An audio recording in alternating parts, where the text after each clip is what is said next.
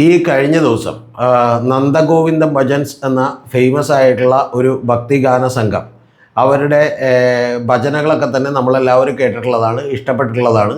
അവരുടെ പാട്ടുകളിൽ നമ്മൾ അലിഞ്ഞിരുന്നു പോയിട്ടുള്ളതാണ്. യഥാർത്ഥത്തിൽ രാധതൻ പ്രേമത്തോടാണോ കൃഷ്ണ, അതോ നീ പാടും ഗീതത്തോടാണോ ഏറ്റവും ഇഷ്ടം എന്ന് ചോദിക്കുന്ന ഗാനമൊക്കെ നമ്മൾ അലിഞ്ഞിരുന്ന് കേട്ടുപോകുന്ന ഗാനങ്ങളാണ്. അപ്പോൾ അവരുടെ പരിപാടികൾക്കൊക്കെ ടിക്കറ്റ് എടുത്ത് നിരവധി ആളുകൾ വരാറുണ്ട് എന്നുള്ളതൊക്കെ വാസ്തവമാണ്. അപ്പോൾ കഴിഞ്ഞ ദിവസം അവർ ഫ്രീ ആയിട്ടൊരു പരിപാടി അവതരിപ്പിച്ചു. അത് വലിയ വിവാദമായി. കോട്ടയത്ത് വെമ്പിള്ളി ക്ഷേത്രം എന്ന് പറയുന്ന ഒരു ക്ഷേത്രമാണെന്നാണ് പേരെൻ്റെ ഓർമ്മ. അപ്പോൾ ആ ക്ഷേത്രത്തിൽ ചെന്ന് ഇവർ ഫ്രീ ആയിട്ട് അവിടെ ഒരു പരിപാടി അവതരിപ്പിച്ചു. കാരണം അവിടെയാണ് അതിൽ പ്രമുഖനായിട്ടുള്ള ആളൊക്കെ തന്നെ പഠിച്ചിരുന്നതൊക്കെ തന്നെ. അപ്പോൾ അങ്ങനെ പഠിച്ചിരുന്നിട്ടുള്ള ആ ക്ഷേത്രത്തിനോട് ചേർന്നിട്ടുള്ള മറ്റൊരു മൈതാനത്താണ് പരിപാടി അവതരിപ്പിച്ചത്. ആ മൈതാനത്ത് പരിപാടി അവതരിപ്പിച്ചപ്പോൾ അദ്ദേഹത്തെ പഠിപ്പിച്ചിട്ടുള്ള സിസ്റ്റേഴ്സും അവരുടെ തന്നെ ബന്ധുക്കളും ഒക്കെ തന്നെ വന്നിരുന്നു. അപ്പോൾ വന്നിരുന്നതുമായി ബന്ധപ്പെട്ട് അദ്ദേഹം അവിടെ ഇതെല്ലാം പറഞ്ഞുകൊണ്ടാണ് എന്നെ പഠിപ്പിച്ച സിസ്റ്റേഴ്സിന് വേണ്ടി ഒരു ക്രിസ്തീയ ഭക്തിഗാനം ഞാൻ പാടുന്നു എന്ന് പറഞ്ഞ് പാടിയത്. നമ്മുടെ നാട് പോയ അവസ്ഥ ഒന്ന് ആലോചിച്ച് നോക്കണം. ആ ഭക്തിഗാനം പാടിയത് പോലും ചിലർക്കൊന്നും ഇഷ്ടപ്പെട്ടില്ല എന്നുള്ളതാണ് ഏറ്റവും പ്രധാനപ്പെട്ട കാര്യം. ഞാനൊക്കെ പണ്ട് ഈ അമ്പലങ്ങളിലൊക്കെ തന്നെ പള്ളുരുത്തിയിലും അതുപോലെ തന്നെ എറണാകുളത്ത് അമ്പലത്തിലും ഈവൻ വൈറ്റിലയിലും നെട്ടൂരും ഒക്കെ തന്നെ നിരവധി ക്ഷേത്രങ്ങളിൽ ഗാനമേള കാണാൻ പോയത് എനിക്കിപ്പോഴും ഓർമ്മയുണ്ട്. അന്ന് ഏഞ്ചൽ വോയിസ് എന്ന് പറയുന്ന അങ്ങനെ നിരവധി ഗാനമേള ട്രൂപ്പുകളൊക്കെ തന്നെയുണ്ട്. ആ ഗാനമേള ട്രൂപ്പുകളിലൊക്കെ ഗാനമേളകളിൽ അവർ പലപ്പോഴും ഭക്തിഗാനങ്ങളായിട്ട് പല പല ഗാനങ്ങളും, ക്രിസ്തീയ ഭക്തി ഗാനങ്ങളും അതുപോലെ തന്നെ ഹിന്ദു ഭക്തി ഗാനങ്ങളും ഒക്കെ ആലപിക്കുമായിരുന്നു. ആർക്കും തന്നെ ഒരു പ്രശ്നമുണ്ടായില്ല. പക്ഷേ ഇത് യഥാർത്ഥത്തിൽ ഈ പറയുന്ന വലിയ ഒരു പ്രശ്നമാക്കി നമ്മളിവിടുത്തെ ചില ഹിന്ദു എക്സ്ട്രീമിസ്റ്റ് സംഘടനകൾ മാറ്റിക്കൊണ്ടിരിക്കുകയാണ്. അതിനെക്കുറിച്ചാണ് എനിക്ക് നിങ്ങളോട് പറയാനുള്ളത്. അതിലേക്ക് പറയുന്നതിന് മുമ്പ് ഞാൻ നമ്മുടെ ചാനലിലൊരു കാര്യം കൂടി നിങ്ങളോട് പറഞ്ഞോട്ടെ. നമ്മുടെ ചാനലിൽ നമ്മളെ സപ്പോർട്ട് ചെയ്യാൻ ആഗ്രഹമുള്ളവർക്ക് വേണ്ടി നമ്മളൊരു മെമ്പർഷിപ്പ് സ്കീം ആക്ടിവേറ്റ് ചെയ്തിട്ടുണ്ട്.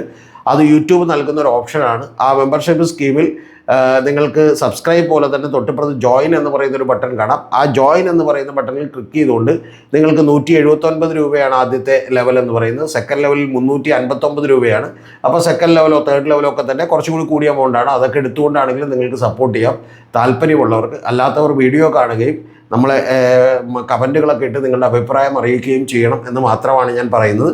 അപ്പം ഞാൻ പറഞ്ഞു വന്നത്, ഈ നന്ദഗോവിന്ദം ഭജൻസ് ഒരു ക്രിസ്ത്യൻ ഭക്തിഗാനം പാടിയത് മാത്രമേ ഓർമ്മയുള്ളൂ. അതിനു മുമ്പ് വരെ ഇവർ RSSൻ്റെ ഗണഗീതമടക്കമുള്ള നിരവധി ഗാനങ്ങളൊക്കെ പാടുമ്പോൾ വളരെ ഗംഭീരമാണ്, ഇവർ വലിയ ആളുകളാണ് എന്നൊക്കെ പറഞ്ഞുകൊണ്ടിരുന്ന ആളുകളിൽ ഏറ്റവും പ്രധാനി എന്ന് പറയുന്നത് നമ്മുടെ വിശകല എന്നറിയപ്പെടുന്ന ശശികല ടീച്ചറാണ്.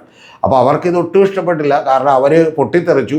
ഈ പൊട്ടിത്തെറിക്കുമ്പോൾ യഥാർത്ഥത്തിൽ BJP ഒക്കെ തന്നെ പെട്ടുപോകും. കാരണം BJP കേക്കും വൈനും ഒക്കെ ആയിട്ട് എന്ന് ബിഷപ്പുമാരെ കണ്ട് എങ്ങനെ കമ്പനി അടിച്ച് അവിടെ നിന്നുള്ള കുറച്ച് വോട്ടുകൾ വശത്താക്കാമെന്ന് വിചാരിച്ചിരിക്കുമ്പോഴാണ് കഴിഞ്ഞ തവണ FCRA വന്നത്.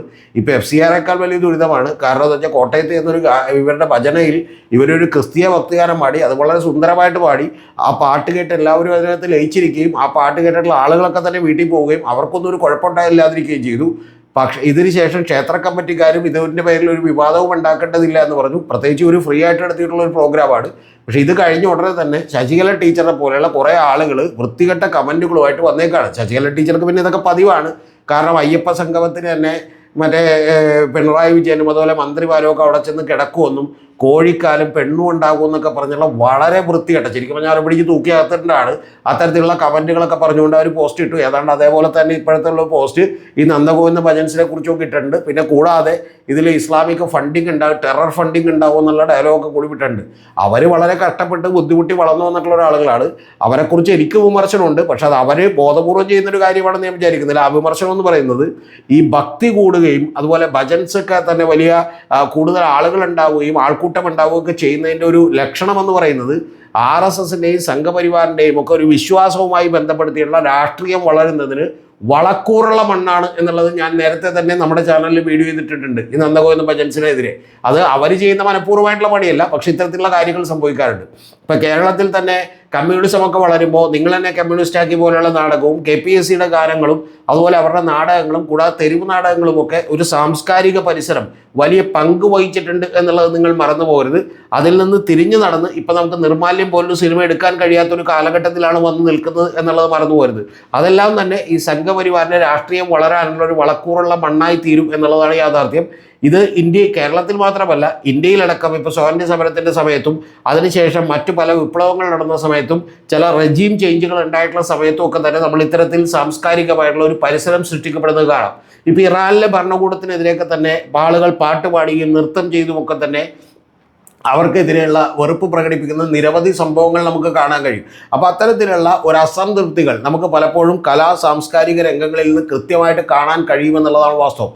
അപ്പോൾ അതവിടെ നിൽക്കട്ടെ. ഞാൻ പറഞ്ഞത് അത്തരത്തിലുള്ള ഒരു വിമർശനം എനിക്ക് ഇവരെ കൂടി ചെള്ളപ്പോഴാണ് യഥാർത്ഥത്തിൽ ഇവരെ പോലെ ഇപ്പോൾ ഉന്തി മറുകണ്ഠം ഇടുകയാണ് ചെയ്തേക്കുന്നത്. കാരണം നന്ദഗോവിന്ദൻ ഭജൻസിൻ്റെ യഥാർത്ഥത്തിൽ RSSൻ്റെ ഒരു പിന്തുണ ഏതാണ്ട് പിൻവലിച്ചിരിക്കുന്നു എന്നുള്ളതാണ് മനസ്സിലാക്കേണ്ടത്. കാരണം RSSൻ്റെ സംഘടന ഞങ്ങൾ RSSൻ്റെ അല്ല, അതുപോലെ BJPയുടെ അല്ല എന്നൊക്കെ ഇവർ പറയും. അതൊക്കെ തെറ്റായിട്ടുള്ള കാര്യമാണ്. BJPക്കും സംഘപരിവാറിനും ഇതുപോലെയുള്ള 100-300 സംഘടനകളുണ്ട്. അതിൽ ചിലർ വിശ്വ ഹിന്ദു പരിഷത്തിനെ പോലെ എക്സ്ട്രീം പോയിന്റുകൾ എടുക്കുന്നവരായിരിക്കും. അതുപോലെ ചില പോയിന്റുകൾ എടുപ്പിക്കാൻ അവർ ഉപയോഗിക്കും. എന്നാൽ ഇപ്പുറത്ത് വന്ന് ഞങ്ങൾ കുഴപ്പമില്ല എന്ന് പറയും. ഈ ഹിന്ദു ഐക്യവേദിയുടെ സംസ്ഥാന പ്രസിഡന്റാണ് ശശികല എന്ന് നിങ്ങൾ ആലോചിക്കണം.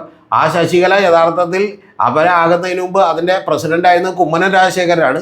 പിന്നൊരു സുപ്രഭാതത്തിൽ നമ്മൾ കണ്ടത് കുമ്മനം രാജശേഖരൻ ഇവിടെ വർക്ക് ചെയ്യുന്നതാണ്, BJPയുടെ സംസ്ഥാന പ്രസിഡന്റ് ആവുന്നതാണ്. എന്ന് പറഞ്ഞാൽ RSS കൃത്യമായി ഓരോ സംഘടനകളിലേക്കും ആളുകളെ ഡെപ്യൂട്ട് ചെയ്യുന്നതാണ്.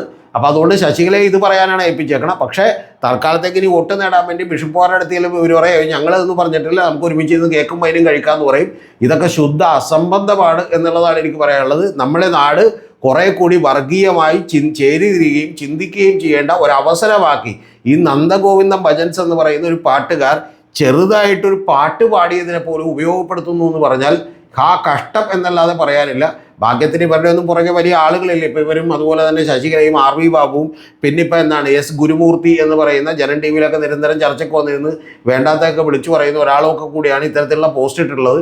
അത് നന്ദഗോവിന്ദ ഭജൻസ് അല്ല, ഇപ്പോൾ കുന്തിരിക്കം ഭജൻസായി മാറിയിരിക്കുന്നു എന്നാണ്. എന്താണെങ്കിലും ശരി, ഇതിലൂടെ ഒരു കാര്യം ക്രിസ്ത്യൻസിന് വെളിവായിരിക്കുന്നു. നിങ്ങളുടെ ഒരു ഭക്തിഗാനം പോലും പാടിയാൽ അതുപോലും കേട്ടിരിക്കാനുള്ള സഹിഷ്ണുത ഇല്ലാത്ത ആളുകളാണ് സംഘപരിവാർ സംഘടനകളിൽ ഉള്ളത് എന്നുള്ളത് കൂടി എൻ്റെ പ്രിയപ്പെട്ട ആളുകൾ മനസ്സിലാക്കണമെന്നാണ് എനിക്ക് പറയാനുള്ളത്. യഥാർത്ഥത്തിൽ ഇവരുടെ മുഖം മൂടി അഴിഞ്ഞു വീഴുകയും പൊയ്മുഖം അഴിഞ്ഞു വീഴുകയും യഥാർത്ഥ മുഖം പുറത്തേക്ക് വരികയും ചെയ്തു എന്നുള്ളതാണ് യാഥാർത്ഥ്യം.